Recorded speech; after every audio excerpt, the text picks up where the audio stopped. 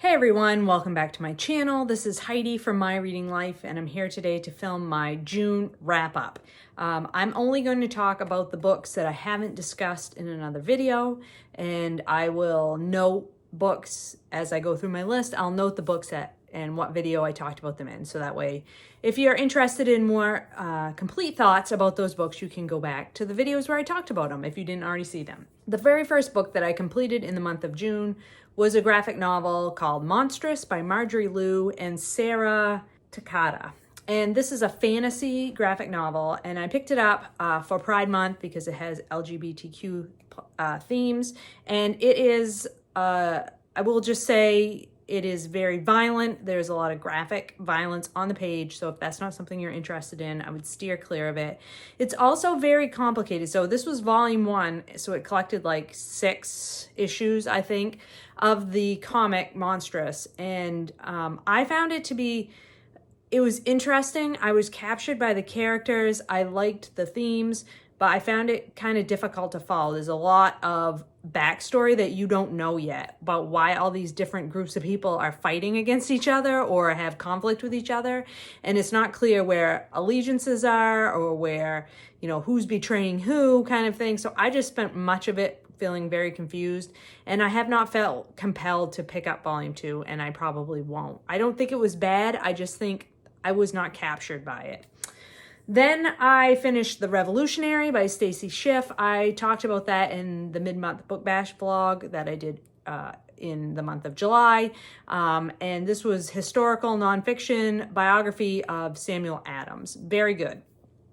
And then I completed Woodsqueer, which was a memoir, again for Pride Month, about a woman and her partner who live in, they develop a homestead in Western Maine, and it's just a collection of essays about their life, like building this farm and developing their relationship and the ups and downs that they have with both things.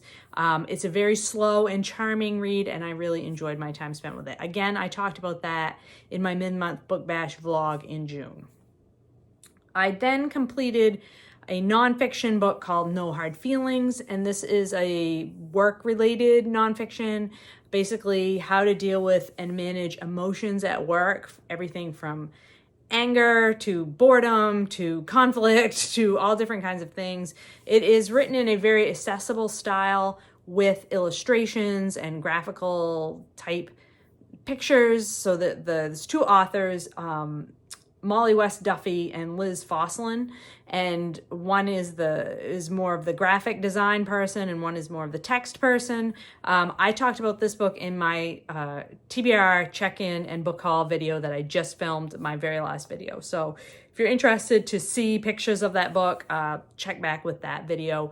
It did not meet all my expectations, as far as it was a little bit basic and not really hitting any new territory. Although I will say there's stuff in there about modern technology and how that impacts the workplace and people's relationships in the workplace that was new stuff and probably helpful. The next book I completed was a romance, Happy Place by Emily Henry. This is her latest book. I buddy read this with Doris and Katie, my romance buddy readers. And I have to say it's my least favorite Emily Henry book so far. We're following our 2 main characters who are fake dating. They basically had been a long-term couple, had broken up but didn't inform anybody else in their friend group. They have quite a large friend group.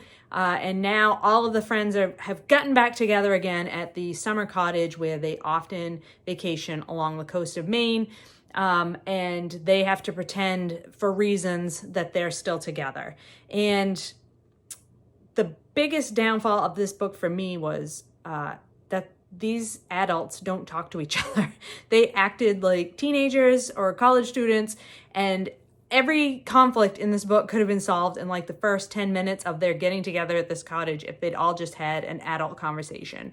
And I have a really hard time with books that the whole plot depends on a misunderstanding that could be easily cleared up with one honest conversation. So yeah, really struggled with that one. I mean, the Emily Henry, great dialogue and great friend groups, great side characters, all that stuff is present. I just thought that the main plot line was weak. I did not find our two main love interests, like I didn't find their conflict believable. And the main character, the hero, the guy of the couple, like we don't get to know him at all emotionally. Like he is a complete non-entity in terms of his emotions. And that was really frustrating as well. I will give her A+ marks for her depiction of coastal Maine summer cottages and people who come there for summer vacationing. I thought she did a really excellent job of describing that. I then listened to an audiobook called The Adventures of Amina al-Sirafi, Amina al-Sirafi by Shannon Chakraborty. I buddy read this with Doris over at Aldi Books, and I listened to it on audiobook, and it was a complete and utter delight. When I tell you, if you like fantasy and you like adventure stories and you like a female protagonist who kicks ass, and you like a pirate story turned on its head by taking all of those like very masculine tropes and flipping them so that they're gender non-conforming, I would highly recommend this book. And the audiobook is so well done. Really excellent sound effects, really excellent narration. I just 100% enjoyed my time with this book. Probably one of the best books I've read all year. Can't imagine this one's not going to be in my top 10 list for the year. I liked her trilogy, the City of Brass trilogy. What is that called? The Daevabad trilogy. I liked that very much. And I think this book is much better than that trilogy, which I also did enjoy. So yeah, if you're looking for a fun time with a fantasy novel this summer, totally recommend Adventures of Amina al-Sirafi. Okay, so no, Sirafi. I don't know why I keep calling Sarif. It's Sirafi. The Adventures of Amina al-Sirafi. Then I finished a book that I was buddy reading with Britta Bowler. This is Lady Susan by Jane Austen. And this is an epistolary novel featuring letters from our titular character, Lady Susan, who is a piece of work. This is a very, very short novel. The last novel by Jane Austen, last complete novel by Jane Austen that I had to read. And this was such a delight as well. Really had a good time with this. I like an epistolary novel anyway, but this one was so good because Lady Susan is not likable. Like she is out for her own best interests, but she is totally utilizing society as it existed at this time for her own benefit. So she is, she's a widow and she's traveling from house to house and staying with people and sort of trying to figure out if it's in her best interest to get remarried or if would be better if she stayed a widow. She's maybe having an affair on the side. She's got this teenage daughter that she's not very nice to. She's got these in-laws from her first marriage who don't really like her, but they tolerate her. And yeah, so shenanigans ensue. And I just thought it was so much fun to read this. The letters are just fantastic. Lady Susan is just, oh my God, the stuff she does. She's something else entirely. And she's so manipulative and so just like, hey, you realize because in some of the letters she's talking back and forth with like the one person that she is actually being honest with, her best friend. And you realize like Lady Susan's out for what's best for Lady Susan and good on her for doing that. The only thing I didn't like about this book was she is really mean to her teenage daughter. And I'm like, she didn't need to be a bad mom on top of everything else. Like I could have totally gotten on board with her, but like in order to make her more of a villain, I guess, she's just really crappy to her daughter. And that was not my favorite, but overall really, really enjoyed this. And if you like Jane Austen, but you think some of her characters are a little too meek and mild, check out Lady Susan because she's not meek and mild. Very, very good. And then I read Among Flowers by Jamaica Kincaid. I read that for the Book Naturalist Book Club, so that I have a full review of that book on my Book Naturalist video from the month of June.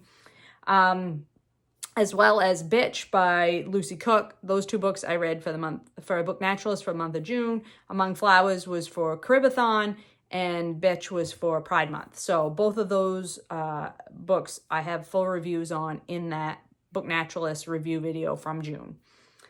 The next thing I finished was The Bandit Queens by Parini Shroff, and this is a novel that was listed for the Women's Prize, and it is a very fun story. I mean, it's not entirely fun. There's some serious topics that are addressed in The Bandit Queens, but basically it's a story of a woman whose husband has disappeared, and everybody in her village assumes that she killed him because he was not a very nice person and he treated her really terribly. And she has just allowed everybody to believe that. She doesn't know where her husband has gone, but she has just allowed everybody to believe that she killed him. And then one day, one of the women that she is in her friend group approaches her for help in killing her husband. And then plot ensues. And it just gets, I mean, it is just sort of, all these things happen that you do not expect. It was a very unpredictable novel. I had heard that it was in the same vein as My Sister the Serial Killer, and I would definitely agree that it is in that same vein. It's very feminist. It's very much a story of a woman who finds herself in a situation where like all these things keep happening and it's not what she wants to happen, but like she can't seem to extract herself from it. And so she has to just keep continuing forward because there is no going back at any certain point. You know, at every point she realizes I can't go back from this. So I have to just keep going forward. And I particularly liked the relationships between the women in this friendship group because they're not traditional friends, but yet they are supportive of each other in their own very unique ways. And it was just a delight. It was just a delight to read it. And even though there were tough themes addressed in the book, like there is, it really does delve into the crap that women have to put up with, particularly in the society in India. You know, the patriarchal, and then of course the caste system on top of all that, and very much, you know, where you are in society based on your economic status and all those things. But it's told with such humor, and the characters some you root for and some you hate on, and it's just a lot of fun to read. So I just wish more literary fiction was written in this vein, because it's still hard-hitting about the themes and the topics, but it's not a complete and utter drag to read. So very much enjoyed The Bandit Queens by Parini Shroff. Then I finished Written in Bone, The Hidden Stories in What We Leave Behind by Sue Black. I buddy read this with Patrice Jones and with Rachel, both of whom are fantastic buddy readers and commenters on Booktube. And this nonfiction book follows Sue Black, who is a forensic anthropologist, while she talks about what her career has been like. Different cases that she has investigated where skeletons have been found, and she's been called in to try to determine cause of death, or to determine where they came from, or to determine if they're even human or not. And there's just so many interesting facts in this book. And it's organized in such a way that each section or each chapter is different parts of the skeleton. So you learn a lot of facts about anatomy in a very interesting way, not dry and boring at all. She writes it with a lot of humor, so it's funny, but also she writes it with a lot of compassion for the individuals that we're talking about. It's not exploitative at all for the people who are either victims or are just bodies that have been found for whatever reason. She's very compassionate and caring, and always keeps front of mind that these individuals were humans, and that they need to be given respect, the respect that they're due. And I really appreciated that in the story, because there were some really terrible crimes discussed, you know, things that she was called in to try to help police or whoever figure out what had happened to these individuals. But she always writes about every body that is in, you know, is in her purview with such compassion and respect. That really made a big difference. But 100% want to read more Sue Black. I think she's fantastic. If you like true crime, I would highly recommend you pick this up, because it really goes into a lot of different cases, a lot of different really strange ways that people murder each other and then try to hide the evidence. Like, some things you just would not believe in this book. Like, there are things in here that you would not believe if they were written in a novel. So yeah, highly recommend this. Really enjoyed my time spent with this. We had a fantastic buddy read, Patrice and Rachel and I, discussing this book. And then last but not least, I finished a book for the Booktube Prize. I have 4 books that I needed to read for this round that I hadn't previously read in earlier rounds. And I only finished one of those in June, and that was on the last day of June. I finally finished His Name is George Floyd by Robert Samuels and Toluse Olorunnipa. And that I can't talk about, obviously, but so that left me with 3 books to read for the Booktube Prize in the month of July. So that's what I read in the month of June. It was an interesting month, and I read some really good books, and I read some books that were not so great. So, you know, hey, that's the way it goes here on Booktube land. I hope that you found some good books to read in June. Tell me in the comments down below something that really has stuck out for you from your June reading, that even though we're halfway through July, is still sticking in your mind. And I would be really happy to hear that, and I will talk to you later.